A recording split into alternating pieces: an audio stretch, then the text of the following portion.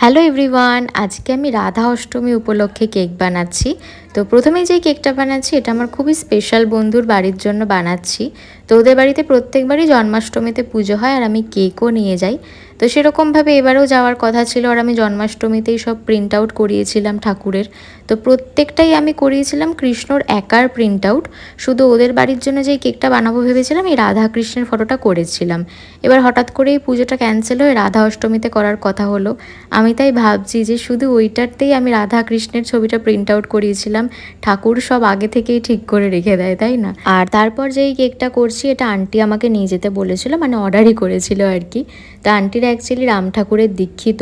তো সেদিনকেই আন্টির এক বান্ধবীর বাড়িতে রাম ঠাকুরের কীর্তন ছিল। তা আন্টি আমাকে বললো, তুই তো গোপাল আর রাধার জন্য কেকটা নিয়ে এখানেই আসছিস, তাহলে কি একটা ছোটো দেখে কিছু কেক আনতে পারবি? তাহলে আমি রাম ঠাকুরের জন্য নিয়ে যেতাম।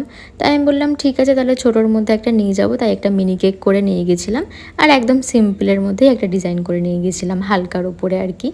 তারপরে এটা ছিল একটা বেন্টো কেক, এটা অর্ডার ছিল রাধা অষ্টমী উপলক্ষেই। কাস্টমারের সেরকম কিছু ডিমান্ড ছিল না, শুধু এই ফটোটা পাঠিয়ে বলেছিল এই স্টিকারটা লাগিয়ে দিতে, রায় কিশোরী লিখে দিতে। সেরমটাই করেছিলাম আর সিম্পলের মধ্যে একটু ডেকোরেশন করে দিয়েছিলাম।